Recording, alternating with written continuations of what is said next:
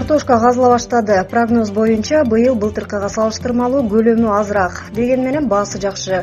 Алайда килограммын 40 сомдон өзбек ишкерлери алып кетүүдө. Көлдү болсо эрте учкан сорттун тандалган чоң-чоңдору базарда 33-35, ортодон бир аз кичирээктери 15 сомдон сатылууда. Азырынча дүңүнөн ала турган ишкерлер келе элек. Буга чейин картошканы сатуу боюнча чоң маселе жаралып, ал чирип дыйкандар бир топ чыгым тарткан. Аталган маселе ошол кезде министр болуп турган Нурбек Мурашевдин бетине көө жапкан. Ушул кезге чейин картошка боюнча сөз болсо элдин эсине Мурашев келет. Дыйкандар быйыл дагы ошол маселе кайталанбаса экен деп турат. Анткени Айыл чарба министрлиги дыйкандарга багыт берүүдө. Алган түшүмдүү сатууну жолго салуу боюнча иш жылытарлык иш жүргүзө албай келгени жашыруун деле эмес. Буга чейин Ысык көлдө быйыл өрүктүн өтпөй бышып кетиши себеп болду. Ананда кызыгы министр көлдүн өрүгүнө кошуна өлкөлөр кызыкпайт деген жоопту берди. Бирок былтыр жана ага чейинки жылдары Казакстандан фуралар менен дүңүнөн алып кетишчү. Макул, кошуна өлкөлөр көлдүн өрүгүн баалабай калыптыр дейли. Анда министрликте анализ болуш керек го. Өрүктүн ордуна тигил же бул айыл чарба азык түлүгүн өстүрүү керек деген. Бирок андай багыттагы бериш элек. Азыр болсо картошканы сатуу боюнча Казакстан менен сүйлөшүү жүрүп жатат дешти. Мындан тышкары Өзбекстанга кат жолдогонун маалымдашты. Ананда суроо Кыргызстанда картошка кенен. Бул багытта кайра иштетүүчү ишкана ачууга эмнеге болбосун. Адамга эстетикалык сулуулук тартуулоо, жүздү коррекциялоо, табиятынан жаралган ооз, мурун, бетти оңдоо, чоңойтуу. Дей койчу, косметологияда эмне гана жок. Айылдар сулуу болсун деген ой менен косметологдорго кайрылат. Бирок бардык учурда процедуралар натыйжалуу боло бербейт жана тилеги ташка тийген айнектей эле сынат. Айрымдардын ою ишке ашпай, дене мүчөсү баштапкы калыбына келсе жакшы да. Ошол жасалма жол менен эстетикалык жактан сулуу болом деп, анын азабын өмүр бою тарткандар да бар. Ал тургай өмүр менен кош айтышкандар жок эмес. Ооба, бул Кыргызстандагы эле көрүнүш. Сулуулук салон, косметологиялык борборго барып, оозу, мурдун оңдотуп же чоңойтуу, сурма жасатып, ашык майларын алдырып, жаш куракка байланыштуу бетке түшкөн буручтарды кетирүү үчүн, терини тарттыруу үчүн кайрылышат. Бирок кардарлар алардын лицензиясы барбы, кесипкөй адистер тейлейби, борбордун санитардык гигиеналык абалы кандай, косметологиялык жабдыктар стерилизацияланганбы деген маселелер менен башын оорутпайт. Жакында эле Ош базарындагы косметологиялык клиникадан бетинин терисин тарттырып, анын кесепетинен чоң шрам пайда болгон кардар боюнча маалымат чыкты. Ал милицияга арыз жазган. Учурда клиника текшерилип жатканын Ички иштер министрлигине билдиришти. Бирок ал клиника кайра эшигин ачпайт деген кепилдик жок.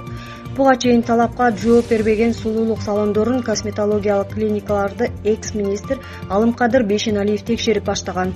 Бирок ал иштен алынгандан кийин бул маселе каралбай калды көрүнөт.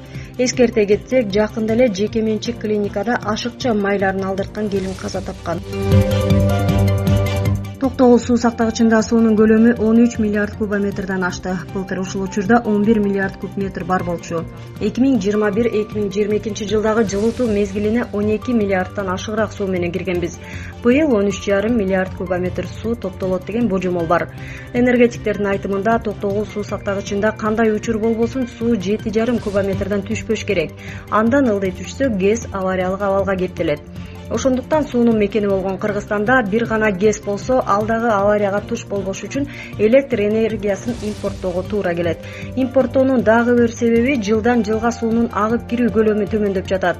Болгон сууну бир жылдык жылытуу мезгили менен гана түгөтпөй, кийинки жылга дагы калтыруу үчүн башка мамлекеттерден импорттоого туура келүүдө. Эксперттердин билдирүүсүнө ылайык, энергетикалык каапчылыктын алдын алуунун дагы бир жолу кичи ГЭСтерди ишке киргизүү. Азыр өлкөдө жеке менчик 7 чакан ГЭС иштеп жатат. Мындан тышкары Таласта Бала Саруу кичи ГЭСи курулуп жатат деген ойдобуз. Анткени буга чейин президенттин катышуусу менен пайдубалы түптөлгөн электр станциясынын курулуш иштери жүрө электиги боюнча маалыматтар чыккан эле. Былтыр ушул учурда станциянын капсуласы салынган. Бирок ишке кире элек. Энергетиктер быйыл анын биринчи агрегатын 22 декабрда ишке киргизерин мерчемдөөдө. Ал эми калган 2 агрегаты 2023 жылдын жаз айларында бүткөрөбүз деп турушат.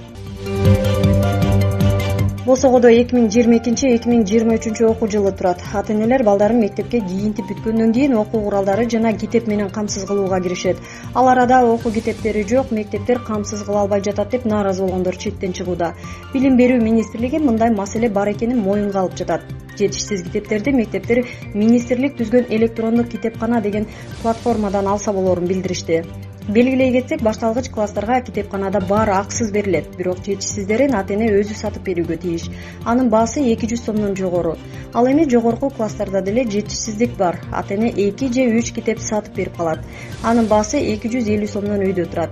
Ал эми китепканада бар китептердин бир даанасына 1 жылдык ижара акы үчүн 25 сомдон төлөп алышат.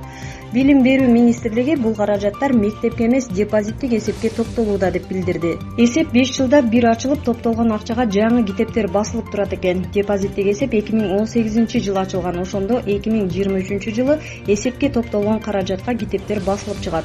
Мындан тышкары республикалык бюджеттен каражат бөлүнөт. Ал акчага мектептер жетишпеген китептерди сатып алышат. Бирок бул китеп жетишсиздигин бир аз чечкенге гана жардам бербесе, бөлүнгөн каражат менен түйүлгөн түйүндү толук кандуу чечүү мүмкүн эместей. Дегенибиз, айрым китептерди дүкөндөрдөн да таба албай ата-энелер убара тартууда. Өзгөчө жогорку класстардын чет тили китеби. Китеп мугалимде гана бар, сатыкта жок болгон учурлар кездешет.